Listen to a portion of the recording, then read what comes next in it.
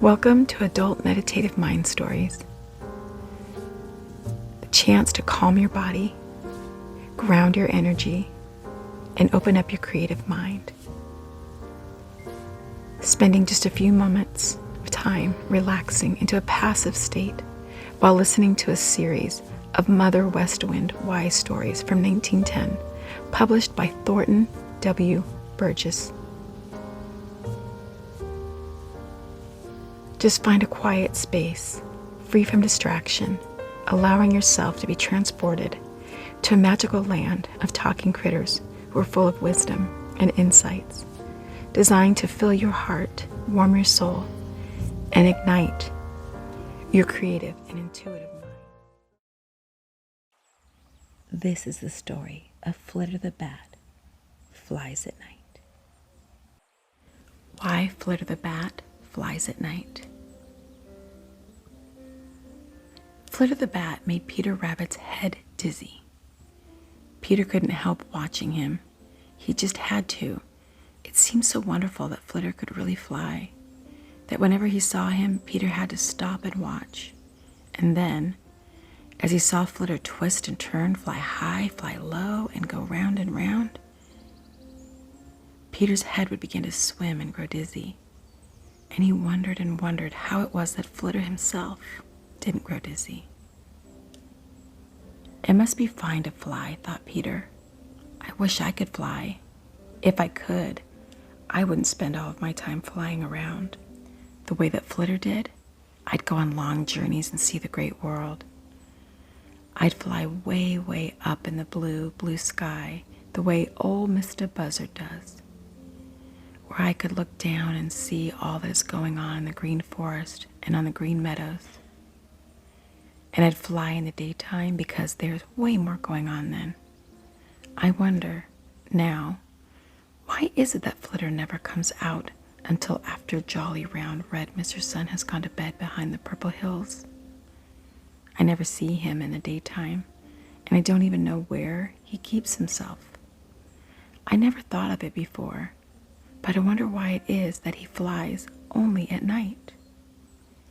I believe I'll ask Grandfather Frog the very next time I see him. Now you know that once Peter Rabbit's curiosity is aroused, it just has to be satisfied. No sooner did he begin to wonder about Flitter the Bat than he could think of nothing else. So he watched until the way was clear, and then he started for the Smiling Pool as fast as he could, lipperty, lipperty, lip. He hoped he would find Grandfather Frog sitting as usual on his big green lily pad, and that he would be good-natured. If he wasn't feeling good-natured, it would be of no use to ask him for a story. When Peter reached the Smiling Pool, he was disappointed, terribly disappointed. The big green lily pad was there, but there was no one sitting on it. Somehow, the Smiling Pool didn't seem quite like itself without Grandfather Frog sitting there watching for foolish green flies. Peter's face showed just how disappointed he felt.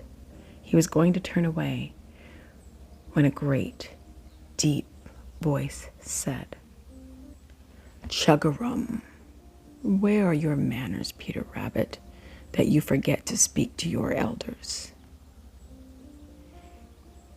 Peter stared eagerly into the Smiling Pool, and presently he saw two great googly eyes and the top of a green head way out, almost in the middle of the Smiling Pool. It was Grandfather Frog himself, having his morning swim. "Oh, Grandfather Frog, I didn't see you at all," cried Peter. "If I had, of course I would have spoken. The fact is, You want a story?" finished Grandfather Frog for him. "You can't fool me, Peter Rabbit. You came over here just to ask me for a story. I know you, Peter. I know you. Well, what is it this time?" "If you please," replied Peter politely and happily, for he saw that Grandfather Frog was feeling good-natured. "Why is it that Flitter the Bat flies only at night?"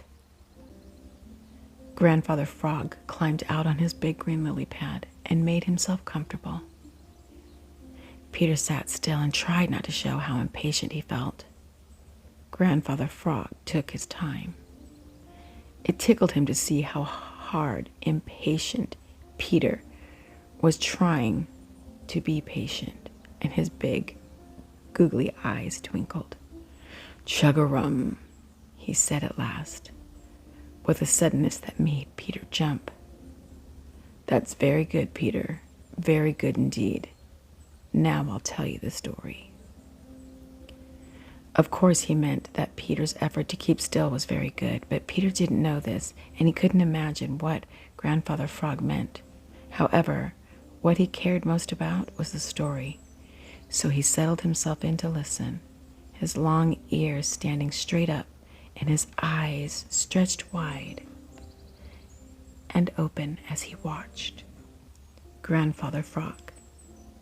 The latter cleared his throat 2 or 3 times, each time as if he intended to begin right then. It was one of Grandfather Frog's little jokes. He did it just to tease Peter. And at last, he really did begin. And the very first thing he did was to ask Peter a question. "What is the reason that you stay in the dear old briar patch when Reddy Fox is around?" "So that he won't catch me, of course," replied Peter. "Very good," said Grandfather Frog. "Now, why do you go over to the sweet clover patch every day?" "Why, because there's plenty to eat there," replied Peter, looking very, very much puzzled.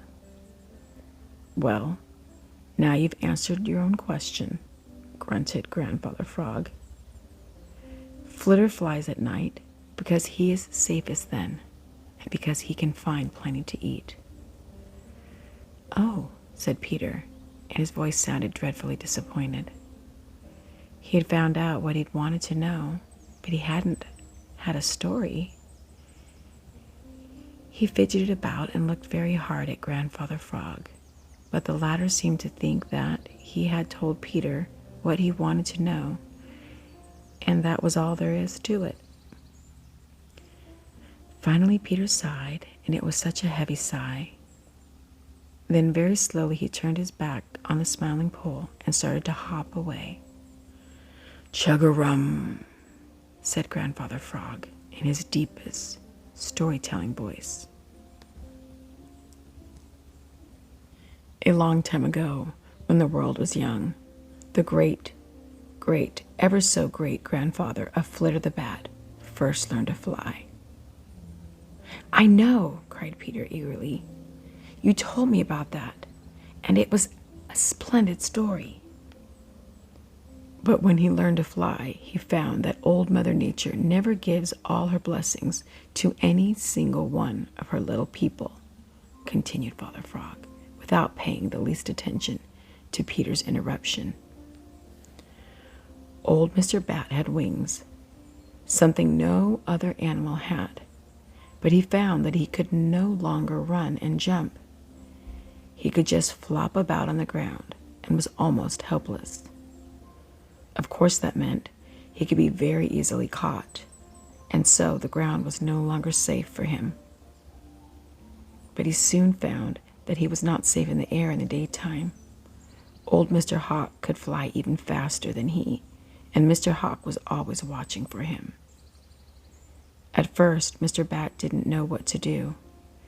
He didn't like to go to Old Mother Nature and complain that his wings were not all that he had thought they would be. He would look as if he were ungrateful for her kindness in giving him the wings. "I've got to think of some way out of my troubles myself," thought old Mr. Bat. "When I'm sure that I can't, it will be time enough to go to Old Mother Nature." Now, of course, it is very hard to think when you're twisted and dodging and turning in the air. "Of course," said Peter Rabbit, just as if he knew all about it. So Mr. Bat went looking for a place where he could be quiet all by himself and think without danger of being gobbled up for someone's dinner. continued Grandfather Frog. He flew and had almost given up hope to finding any such a place when he saw a cave. It looked very black inside, but it was big enough for Mr. Bat to fly into, and he went in. He knew that Mr. Hawk would never come in there. When he found a little shelf up near the roof, he knew that he was safe from all four-footed enemies who might follow him there. It was just the place to rest and think. So he rested, and while he rested, he thought and thought.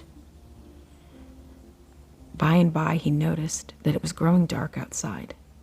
My goodness, if I'm going to get anything to eat today, I shall have to hurry, thought he. When he got outside, he found that Mr. Sun had gone to bed. So had all the birds, except Mr. Owl and Mr. Nighthawk.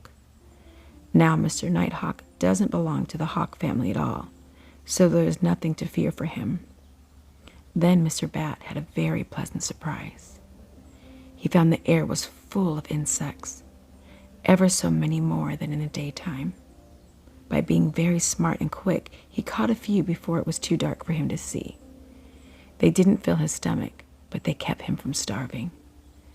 As he flew back to the cave, a great idea came to him, the idea for which he had been thinking so hard. He would sleep days in the cave, where he was perfectly safe, and come out to hunt for bugs and insects just as Mr. Hawk had gone to bed.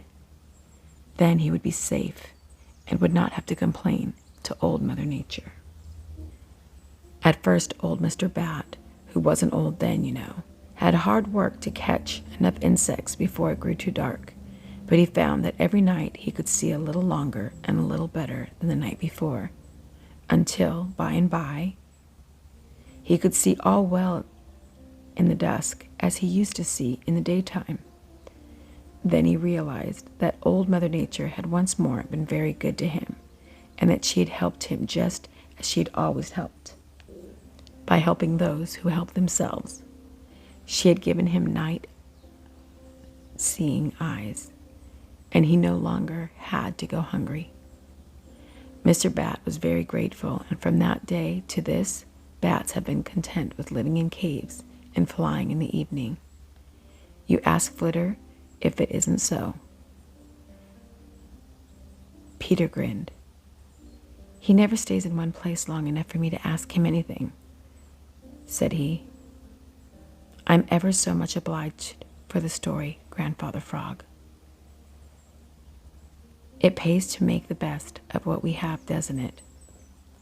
It certainly does. Chug-a-rum, it certainly does, replied Grandfather Frog. And that's the story of Flitter the Bat Flies at Night. And now, whenever you're ready, take a deep cleansing breath in, hold it, and exhale.